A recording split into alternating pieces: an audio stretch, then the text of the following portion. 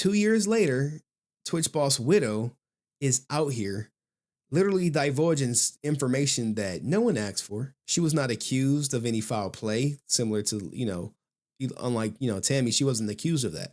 But she went on People and divulged this about her former husband. And we were cleaning out the closet and picking out an outfit for him for the funeral. And it was a really triggering moment for me because there was a lot of things I discovered in our closet that I did not know existed. And it was very alarming to me to learn that there was so much happening that I had no clue. So it was a really scary moment in my life. Now, here's the thing. She has fully monetized the passing of her ex-husband. She's writing a book.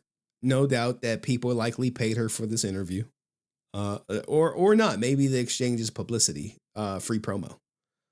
But what she's about to divulge was not on anyone's radar. To figure that out, but it also helped me process that he was going through so much. And he was hiding so much, and there must have been a lot of shame in that. And he was wrestling with a lot inside himself, and he was trying to self-medicate and cope with all those feelings because he didn't want to put it on anyone. Because he loved everyone so much. He didn't want other people to take on his pain. But it was very alarming and scary to find those things and have never known. I have been trying to release all this anger this whole time, and I thought for a moment I had. Now, what she has done with that little snippet right there was insinuating he had a drug addiction. And she found out by going through the closet in his funeral to find an outfit for him and finding what, she describes as his stash of drugs. He was wrestling with a lot inside himself, and he was trying to self-medicate and cope with all those feelings because he didn't want to put it on anyone. This is all her assumptions, by the way. He loved everyone so much. He didn't want other people to take on his pain. I had dealt with an ex that had addiction problems, and then I realized Steven had addiction problems, and it's something that I kind of have been like, where was I involved in this? And I had to take some steps for myself to realize, I was able to help one, and I wish I could have been that for the other.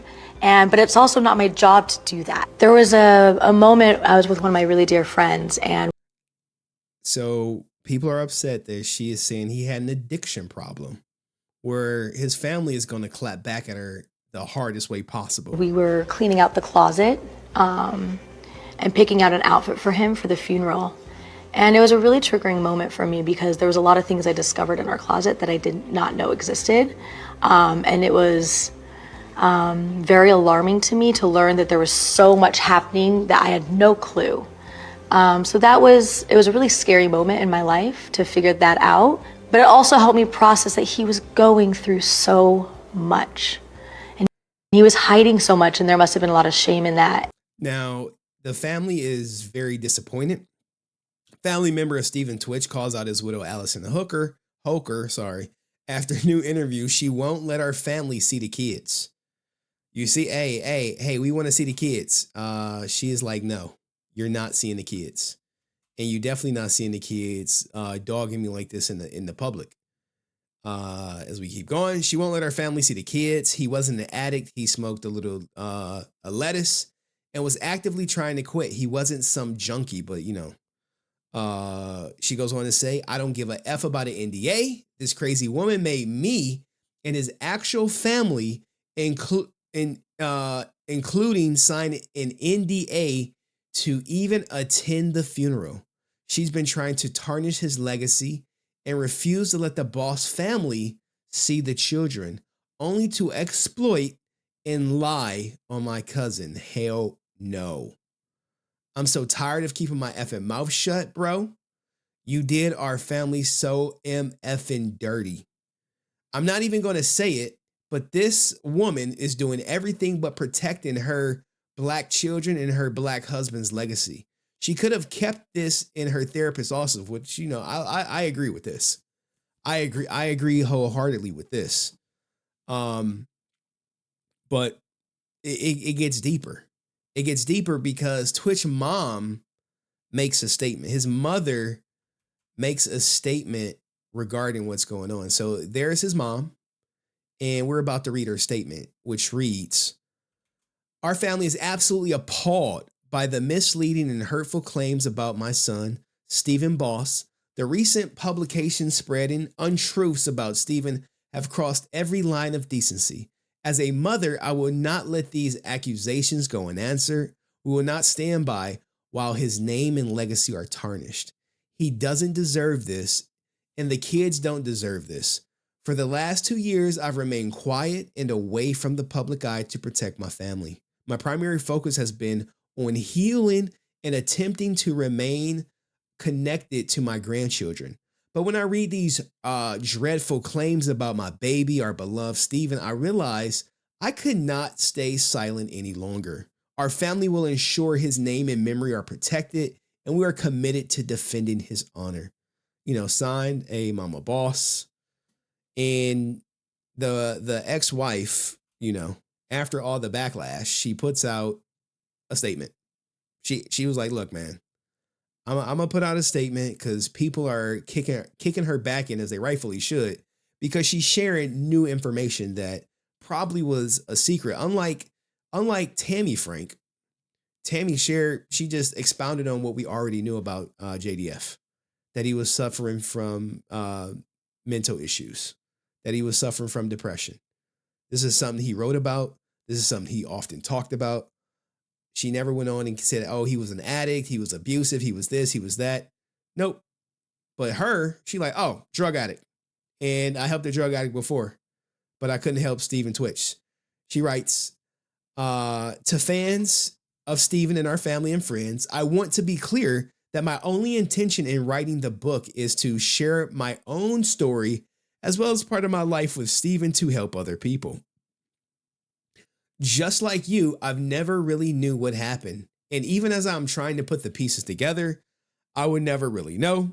If you decide to read the book, hopefully you will see my intention is to celebrate the life and love of I share it with Stephen and our 3 beautiful children. So the book is this publicity thing is a rollout for a book. Let me drum up some traction for my book. How can I do it? I can say my ex-husband was an addict and I found his drug stash in the closet while looking for an outfit for his funeral. Which, some people do find hard to believe.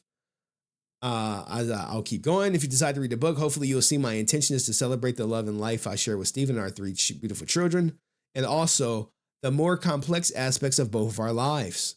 I hope that by sharing our full story, maybe I can help someone else who might see themselves or a loved one in Stephen. In sharing the hope that maybe they can catch some of the red flags that I missed before it's too late. Over the course of the last 2 years, I've spoken in detail with NAMI, as well as Solomon Family and the Defensive Line Foundation to better educate myself on mental health issues so that I can share warning signs with others. Well, obviously she didn't see them, but whatever. All of the proceeds from this book are going to fund the Mental Health Focus Foundation I started in Stephen's honor. Move with kindness. My hope is that we don't need to lose another husband, brother, father, or friend to self-deletion. I believe that if Stephen were able to choose, he would, choose to have his story told if that meant saving even one life. Much love to all those who supported our family these many years. Now, there is a little bit more to the story. Obviously some people are shouting out. The Twitch story doesn't sound like self-deletion to me. How does someone have a drug addiction, but their autopsy was clean? That's an excellent question. Wait until you find out who the firearm was registered to. You have that. They said she hired a defense attorney when he died, changed her last name 2 days after he died, and cleaned out his closet fast when looking for a suit for the funeral. That's some sketchy shit. NDAs as people walk into the funeral is crazy. His side of the family in particular. Okay, I thought I was crazy because that report never made sense to me. Agreed, and remember shortly after his death, a psychic lady said everything will eventually hit the fan and this lady will be at the forefront. Oh my God, I don't remember that. The way she was talking, the way she is talking, I don't think she ever loved him. Damn. You think she loved him? I don't know why black women are throwing on capes about this situation. That's who he chose. Oh my God. Oh my God. Oh my God.